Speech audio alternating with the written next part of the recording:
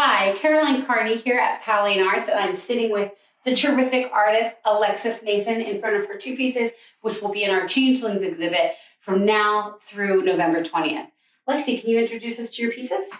Sure. So both of these pieces work together. This one is Clovis Theory, and this one is Clovis Theory Evidence.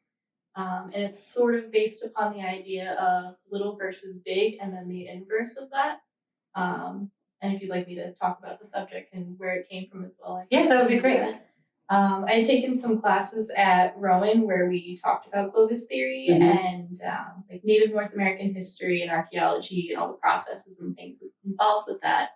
And Clovis theory was one of the things we discussed in the beginning, which I got really interested in. Most people I know have grown up with the idea of the land bridge theory, of Bering land bridge, people coming across to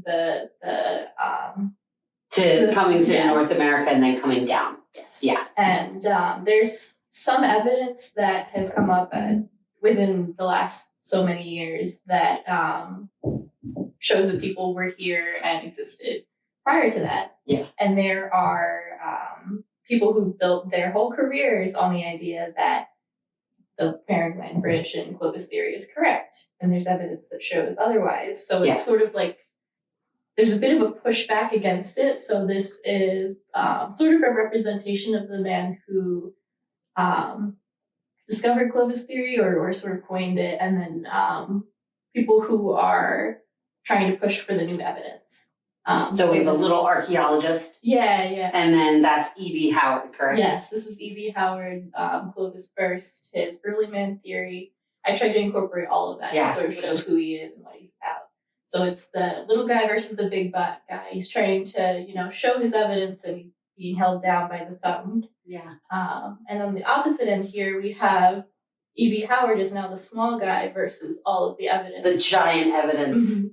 And if I remember correctly, the evidence is essentially that the settlements and things in South America and moving up to North America actually predate the other evidence, correct? Yes. Yeah. I forget if it's carbon dating or whatever dating method they used proved that it was there earlier than the other evidence that they had. Yeah. So this one is sort of composed almost like a museum setting, but the composition also looks like a shadow box. So it's sort of like two ways of looking at it. So they have the little map in the corner there that they usually have with museums showing South America, the location of where the objects were found, and all the different kinds of objects from this one specific site.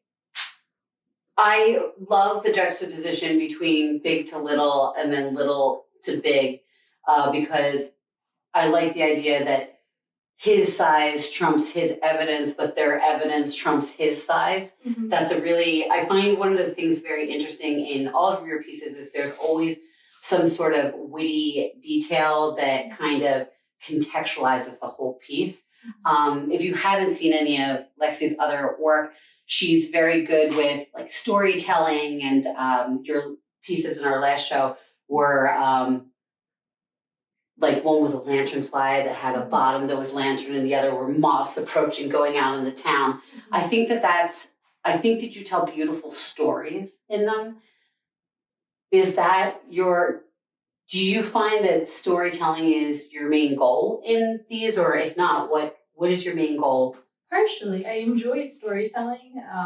Some of my work is just showing things as they are, but I really appreciate making everything fun. Like in all aspects of my life, everything has to be fun, including my artwork. So that little bit of a twist of like the compositions and big versus small, and then the storytelling for me makes it really fun. Yeah. And the like educational, like academic aspect of it sort of reflects my own interest in academic things and how I find them interesting. Because I think that there's not really a wall between your areas of interest and your creative outlets. Yeah, and it all blends together. And what's cool about it is like for me personally, because I'm older than you, we did not study.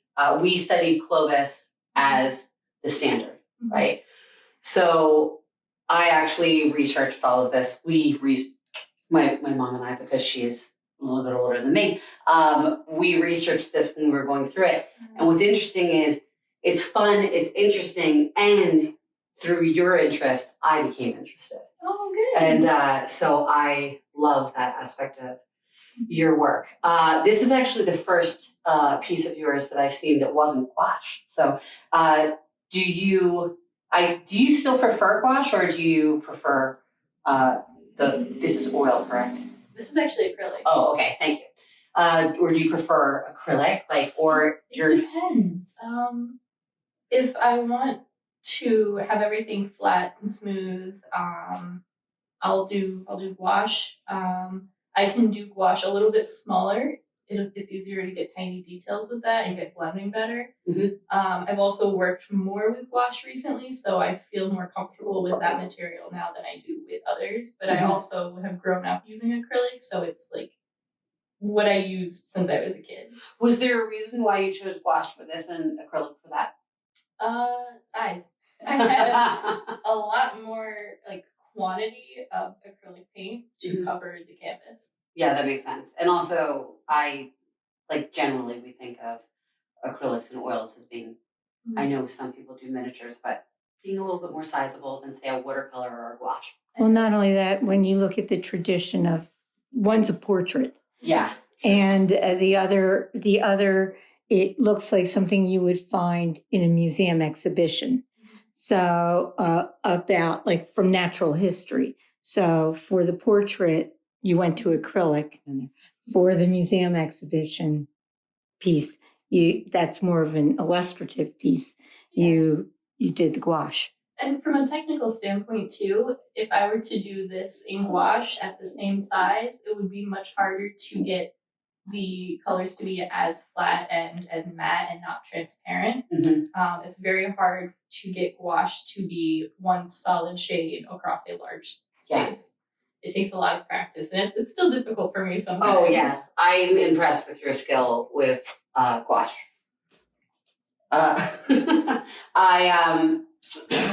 I want to talk about the perspective in this one because it's an interesting perspective. Did you go in knowing, how did you plan out this piece, I guess is what I'm asking you? I wanted it to be from below looking up. And I wanted to get that angle of the hand so you could see that little bit of pink right on the bottom of the thumb, and it pretty much tried to plan it around that. Yeah. And, showing it looking up from below. The rest of the perspective just sort of came as like I wanted it tilted and under. Well, it's so great because you give the viewer are actually in perspective with this gentleman right here, which I think is a really unique. We are also the little people. Yeah, who are under his thumb. But I love this piece. I love both of these pieces. We're so excited to be sharing them, and I think they're very thoughtful, nuanced, fun pieces that you can learn a lot from. So hopefully you will come see both of these pieces during our Changeling show from now through November 20th. Thanks, Lexi.